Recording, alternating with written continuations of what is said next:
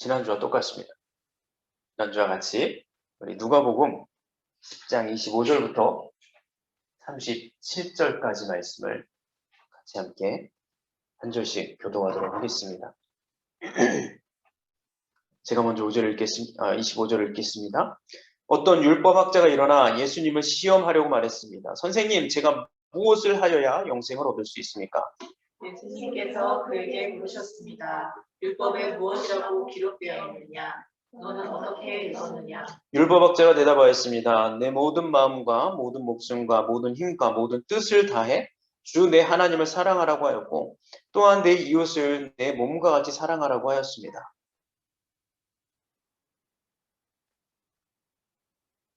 예수님께서 그에게 말씀하셨습니다. 내 대답이 옳다. 이것을 행하여라. 그러면 살 것이다. 이 사람이 자기를 옳게 보이고 싶어서 예수님께 말했습니다.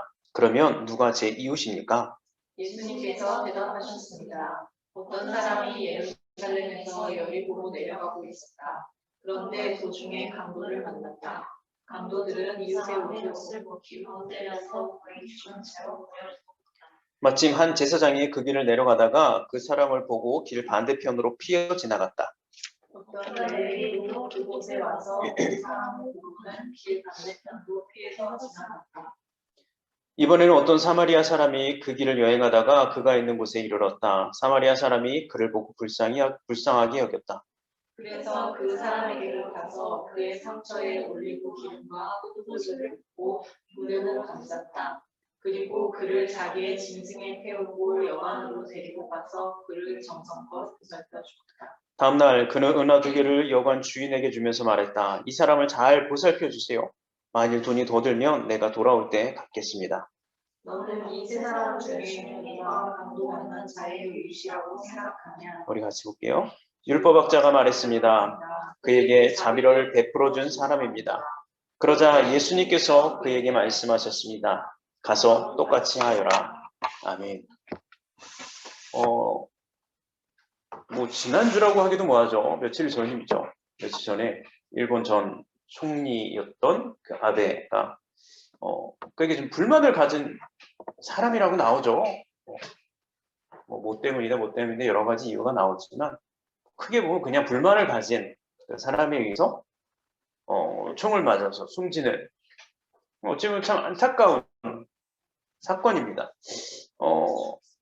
물론 그가 총리로 있을 때 우리나라에게 했던 거나 아니면 특별히 그렇게 그 위안부 할머니들에게 했던 그런 것들을 보면 참 화가 나고 어떻게 그럴 수 있지라는 생각이 들었지만 그냥 한 사람이 어쨌든 한 사람의 인생을 놓고 본다면 그렇게 그 결말이 너무나도 참 안타깝게 그런 사고로 그렇게 갈 수밖에 없었구나. 참 좀 안타까운 그 마음은 숨길 수가 없었어요. 근데 비단 저 아베 사건뿐만이 아니라 요즘에 좀 종종 뉴스를 들으면서 느끼는 게 있어요. 세계적으로 많은 사람들이 지금의 불안한 상황을, 이 불안한 심리를 분노로 표출하고 있구나.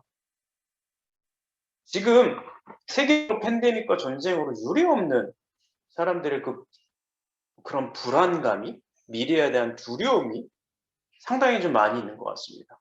저희도 마찬가지죠. 근데 진짜 많은 사람들이 그 두렵고 불안한 마음을 분노로 자꾸 표출하려고 한다는 거예요.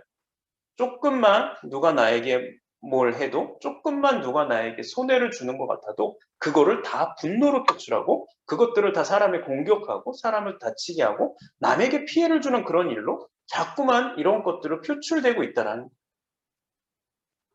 한 주 동안 이런 모습들을 좀 생각하면서 너무 이런 모습이 참 많네라고 생각하면서 지난주에 봤던 그 말씀을 다시 한번 보게 됐어요. 그리고 그 안에 진짜 우리가 이러한 상황 가운데 우리가 또 해야 될 것이 있구나라는 것들을 좀 발견하게 됩니다. 그래서 우리가 그러면 지금 상황이 이렇고 세상이 이렇다면 지금 우리가 할 수 있는 게 무엇일까? 좀 말씀을 통해서 보는데 그건 바로 중보다라는 것들을 좀 생각하게 됐어요. 여러분, 중보가 뭔가요? 여러분, 우리 중보 기도하세요라는 이야기 많이 듣잖아요. 중보하세요. 중보 기도하세요. 남을 위해서 기도하세요. 다 누군가를 위해서 우리에게 어떠한 뭐 아픔을 가진 분이 있습니다. 우리 가운데 어떠한 어려움을 처한 분이 있어요. 그분을 위해서 기도하세요. 라는 걸 중보죠. 근데 오늘 제 본문을 다시 보면서 아, 중보가 도대체 뭔가? 이 기도가 도대체 뭔가라는 것들을 좀 다시 한번 발견하는 그러한 좀 시간이었던 것 같아요. 지난주에 보았듯이요. 이 율법 교사가 누가 우리의 이웃입니까? 라는 그 질문으로 예수님의 비유가 시작이 돼요. 물론 그 앞에 다른 이야기도 있지만 핵심은 누가 우리의 이웃입니까? 라는 그런 그 질문에 의해서 예수님의 대답이 시작하죠.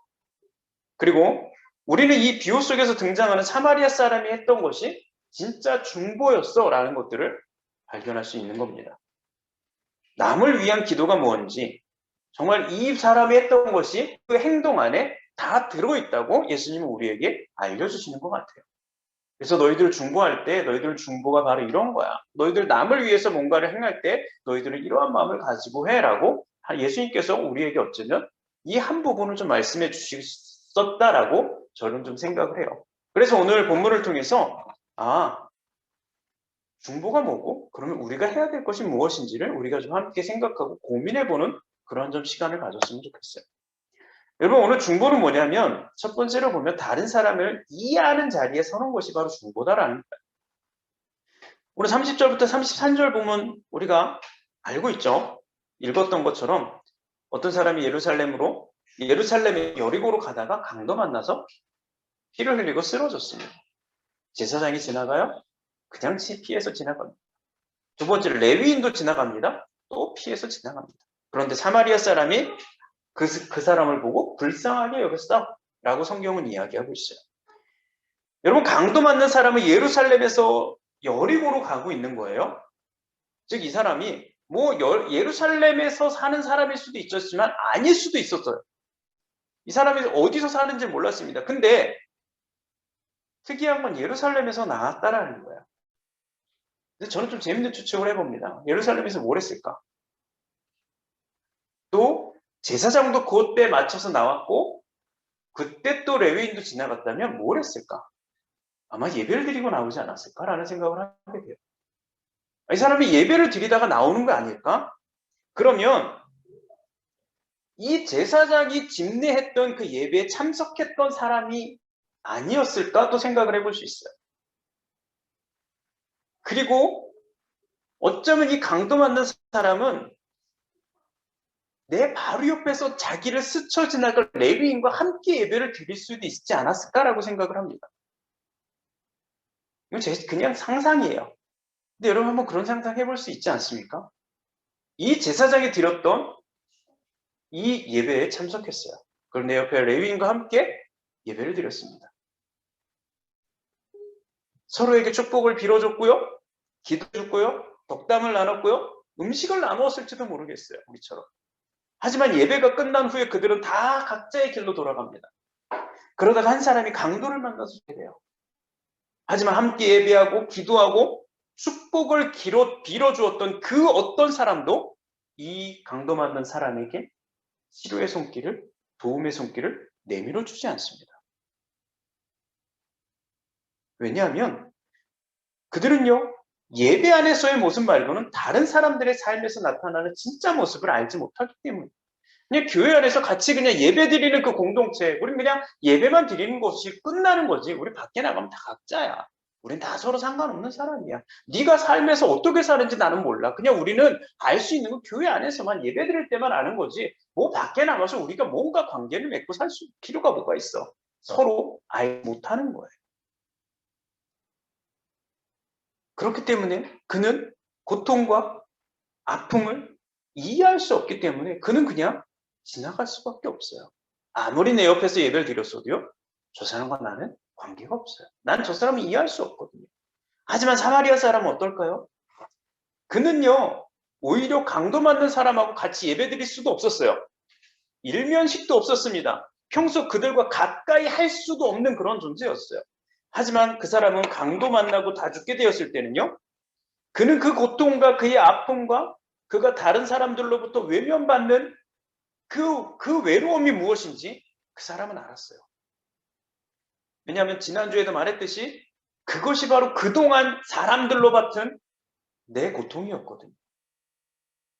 그게 그동안 내 고통이었어요. 저 사람의 고통이 내 고통이었기 때문에 나는 저 사람이 누군지 몰라도 같이 아픔을 공유하고 이해할 수밖에 없었어요. 여러분, 누군가의 자리에 가보지 않는다면요, 결코 그 사람을 이해할 수 없는 거예요. 어떤 면으로 보면 그래서 우리는 지금 이 자리에서 사실 서로를 솔직히 더 좀 잘 이해할 수 있는 자리가 아닐까라고 생각을 해요. 여러분, 우리가 서로 다 비슷한 상황이 있잖아요. 해외에 나와 있고, 여기서 공부를 하고 있고, 여기서 뭔가를 내가 다 해결해야 되고, 한국에 있으면 난 누구 도움도 받을 수 있고, 뭐 부모님에게도 이렇게 연락 뭐 하고 도움을 받을 수도 있고 모두 할 수 있지만, 물론 일부의 도움을 받을 수 있지만 대부분은 여기서 내가 혼자 무엇인가를 다 해결해 나가야 되는, 우린 다 비슷한 처지에 있어. 비슷한 상황 가운데 우리는 다 들어 있습니다. 그렇기 때문에 우리는 더 그 아픔을, 어쩌면 그 힘듦을, 쟤는 저게 좀 힘들겠구나라는 것들을 우리는 사실 더 잘 이해할 수 있지 않을까 생각해요. 여러분, 그러면 우리 한번 좀 서로를 좀 볼까요? 우린 그렇게 다 이해하는 자리에 있다라고 솔직히 생각하고 있어요. 하지만 우리는 진짜 그렇게 잘 이해하고 있다고 생각하면서 바라보고 있는지, 아니면 그냥 나 힘든 건 나 힘든 거고 너 힘든 건 너 힘든 거야. 그게 나랑 무슨 상관이야. 그냥 지금 우린 교회니까 이렇게 서로 그냥 있는 거지, 서로 각자의 삶은 다 다른 거야 라고 생각하면서 마치 제사장과 레위인의 관계처럼 이 예배 안에서의 관계만을 생각하면서 우리가 서로를 좀 바라보고 있지는 않은지 우리 한번 좀 생각해 봤으면 좋겠어요. 여러분, 그냥 누구 시험 잘 보게 해주세요. 제가 무슨 걱정이 있다네요. 저 문제 좀 잘 해결하게 해주세요. 뭐 누구 취업 잘 되게 해주세요. 사실 뭐 이렇게 하는 것만이 중보가 아니다라는 거예요. 내가 걸어왔던 길, 누군가는 걸어왔고 걸어가야 할 길이라면 그 힘듦과 그 고통의 순간과 그 자리에 서 있는 사람들의 마음을 헤아리는 것, 그게 바로 중보라고 오늘 예수님 우리에게 말씀해 주고 있는 거예요. 야, 아픔을 있다고, 누군가 아픔을 겪고 있다고, 그러면 그 자리에 함께 좀 이해해줘. 그 사람이 힘들다고, 힘든가 보다가 아니라 진짜 한번 이해해주고 공감해주는 자리에서, 그게 진짜 기도야. 그게 진짜 네가 할 수 있는, 네가 그 아픔의 자리에 있을 수, 그게 바로 중보야라고 예수님이 우리에게 말씀해주고 있는 거예요. 여러분, 그럼 두 번째로 중보가 뭘까요? 마음을 이해했다면 그 이해한 사람을 위해서 행동하는 거라고 말씀해주고 있어요. 34절에 보면, 그래서 그 사람에게로 가서 그의 상처에 올리브 기름과 포도주를 붓고 붕대로 감쌌어요. 그리고 그를 자기 짐승에 태우고 요관으로 가서 그를 정성껏 보살펴 주었습니다. 이 사마리아 사람은요, 강도 맞는 사람을 그냥 바라보는 것으로 끝나지 않았어요. 야, 쟤 아프겠구나. 야, 나도 저랬는데. 야, 나도 아팠는데. 이러고 그냥 간 것이 아니었어요. 여러분, 근데 사실 아직도 주변에 강도가 숨어 있을지도 모르는 상황이었어요. 어쩌면 그 자리엔 계속 강도 상습 충돌 지역이었는지도 몰라요. 그렇기 때문에 제사장과 레인들이 서둘러서 도망갔을 수도 있어요. 강도 맞는 사람은요, 자신을 평소 무시하고 욕하던 사람이었을 수도 있어요. 그렇기 때문에 어떤 이유로도 사실 사마리아 사람은 도와주지 않아도 되는 사람이었어요. 그렇게 치부하면 좀 그렇지만 이 사마리아 사람 입장에서는 충분히 그래요. 강도가 언제 또 나타날 수도 모르고, 저 사람은 사실 그동안 나를 비웃었던 사람이고 무시했던 사람이라면, 야, 내가 굳이 저 사람을 뭐 아프다고 해서 내가 뭘 도와줘야 돼? 생각하고 그냥 갔을 수도 있어요. 하지만 그는요, 이 모든 상황에도 불구하고요, 고통을 알았기 때문에, 이 고통이라는 게 무엇인지 알았기 때문에 그는 그냥 갈 수 없어요. 같이 그 자리에 앉아서 치료하기 시작합니다. 여러분, 중보는요, 행동하는 거예요. 그 사람을 위해서. 내가 누군가 정말 중보해야 된다면 그 사람을 위해서 행동하는 것이 바로 중보다라는 거예요. 저 사람을 이해하고 저 사람의 상황을 이해한다면, 저 사람의 아픔을 이해한다면 내가 그 사람을 위해서 내가 할 수 있는 것이 무엇인지를 고민하고 행동하기 시작하는 거예요.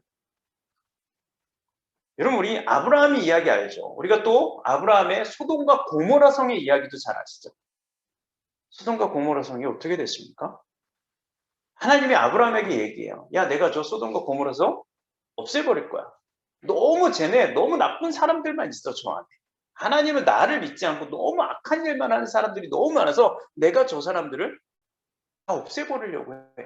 하나님 그렇게 아브라함에게 말씀해 주세요. 그러면 아브라함은 기도를 하기 시작합니다. 그때부터. 뭐라고 기도하죠? 하나님, 내가 저 성에 의인, 정말 하나님 잘 믿는 사람 내가 몇 명을 찾으면 멸망 안 시켜줄 겁니까? 그 이야기 뭡니까? 하나님, 내가 저기서 몇 명을 찾을 테니 제발 저 성에 멸망시키지 않게 해주세요. 하나님 허락했어요. 또 줄이죠? 좀 불안하니까. 하나님 15명이면 어떻습니까요? 15명 때문에도 하나님 멸망시키지 않겠다라고 쭉쭉쭉쭉 이야기합니다. 10명만 있어도 저 성을 멸망시키지 않을게 라고 하나님이 그렇게 말씀하세요. 여러분, 정말 아브라함이 열심히 중보기도 한 겁니다. 제발 저 성을 살려주세요. 내가 10명을 찾을게요. 근데 그 뒤에 성경은 뭐라고 써있는지 아세요? 여호와께서는 아브라함과 말씀을 맞추신 뒤 그곳을 떠났습니다. 아브라함도 자기 집으로 돌아갔습니다. 기도가 거기서 끝났어요. 10명을 찾을게요. 10명을 찾으면 저 사람들 때문에 하나님 멸망시키지 않으신다고 말씀하셨죠? 그런 진짜 기도가 되려면 뭘 해야 됩니까? 10명을 찾으러 갔어야죠. 10명을 찾는 게 진짜 기도인데 10명만 찾으면 진짜 하나님이 저 성을 멸망시키지 않겠다고 했는데 수만 명의 사람들을 살려주겠다고 했는데 아브라함은 그 기도를 끝내고 일어섭니다. 다시 자기 집으로 돌아가요. 왜요? 한 사람도 그 땅에 의인이 있을 거라는 생각을 하지 않는 겁니다. 난 그냥 기도 말만 했으면 됐지. 그렇게 했으면 됐지. 이게 뭐 진짜 이루어지겠어? 이게 진짜 되겠어? 돌아갑니다. 여러분, 이게 중보일까요? 이게 기도일까요? 근데 진짜 우리의 기도가 종종 여기까지만 머물러 있을 때가 많다라는, 이것으로 만족하고 나 이렇게 기도했으니까 됐어. 이제 난 그걸 잊고 하나님이 일하시겠지? 하나님이 알아서 10명 찾으시겠지? 우린 그러고 거기서 멈춰버릴 때가 많다라는. 여러분, 우리가 교회에서 누가 누구를 도와주세요라고 하는 건 기도일 수 있지만 정확하게 이야기하면 기도가 아닐 수도 있어요. 누군가가 도움이 필요하다면 내가 먼저 손 내밀어 주는 거, 누군가가 필요한 것이 있다면 내 것을 떼어주는 거, 누군가 아파하면 그 자리에서 함께 울어줄 수 있는 것. 여러분, 그게 진짜 기도라고 오늘 예수님은 이 비유를 통해서 우리에게 말씀해 주고 있는 거예요. 여러분, 그렇기 때문에 야고보는 이렇게 이야기해요.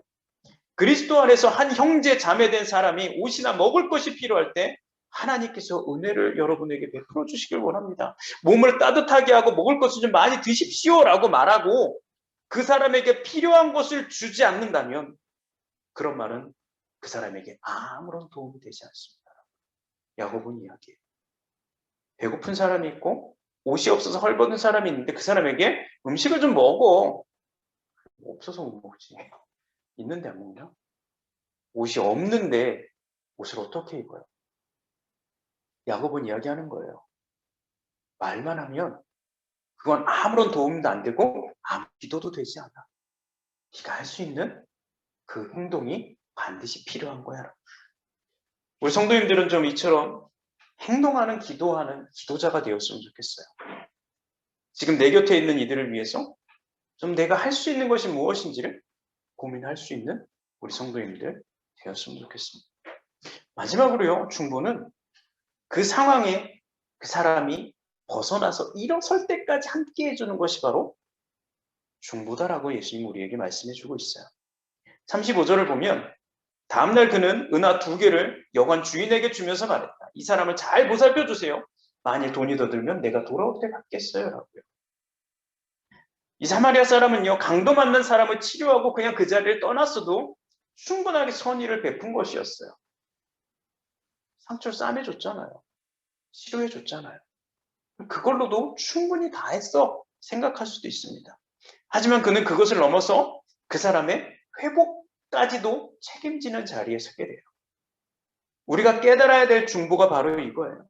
단지 한번 기도한 것으로 만족하는 것이 아니라 그 사람이 온전히 일어설 때까지 좀 함께 해줄 수 있는 것, 함께 좀 격려해 줄 수 있는 것, 그것이 우리에게 필요하다라는 거예요.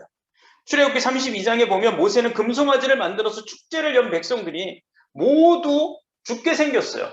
하나님이 너무 화가 나서 저 사람들을 내가 다 죽일 거야 라고 말씀합니다. 그때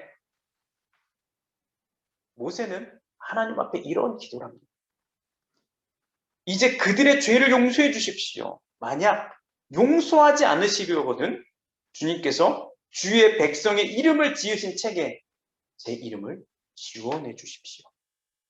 만약 하나님께서 저들을 용서해 주지 않으면 내 이름이 하나님 및 나라에 들어갈 그 책에 내 이름이 기록이 되어 있을 텐데 거기서 그냥 빼주십시오. 난 저들과 함께 죽겠습니다. 나도 저들과 함께 고통의 자리에 나도 서겠습니다. 모세의 고백이었어요. 여러분, 사실 모세는 억울하죠. 그들과 같이 죄를 범하진 않았으니까요. 하지만 그는 자신의 백성, 자신이 이끌고 온 백성이 죄 때문에 죽어가는 걸 보고만은 있을 수 없었어요. 저 백성들이 죄 지을 수밖에 없는 저 사람들이 그래도 끝까지 하나님이 약속한 가나안 땅까지 들어가는 걸, 죄를 범했음에도 불구하고 끝까지 저들이 그 목적지까지 온전히 갈 수 있기를 모세는 간절히 바랬어요. 가나안 땅에 들어가는 그 순간까지 저 백성들과 모세는 끝까지 함께하기를 원했어요. 그렇기 때문에 그는 그토록 무서운 기도까지 서슴지 않는 거예요. 나는 저들이 끝까지 그 자리에 서는 것까지 나는 함께하고 싶습니다. 저들과. 계속 주저앉아 있을 수밖에 없고 죄를 지을 수밖에 없는 저 가련한 저 사람들이 그래도 하나님의 은혜로 끝까지 하나님이 원하시는 그 자리에 서는 그것을 보기를 원해요. 내가 그 자리에서 함께 보기를 원해요. 함께 있고 싶어요. 그 기도였어요. 여러분, 그럼 모세만 그랬을까요? 예수님은 안 그랬어요? 예수님도 그러시잖아요. 예수님도요, 우리를 이해하기 위해서 이 땅에 오셨고요. 거기서 소외받고 외면당하고 고통당하고 외로워당하는 그 모든 사람들을 다 이해해 주십니다. 다 경험하세요. 십자가에서 그리고 완벽하게 이해했다고 해서 끝난 것이 아니라 이해하는 자리에 함께 서 있었고 고통의 자리에 서셨어요. 행동하셨습니다. 그분께. 살리려고 행동하셨어요. 그리고 지금 이제 다시 우리와 영원히 함께하기 위해서 지금 영원한 집을 만들고 계세요. 여러분, 예수님은 십자가를 지신 것으로 그분의 일이 끝났다고 말씀하지 않았어요.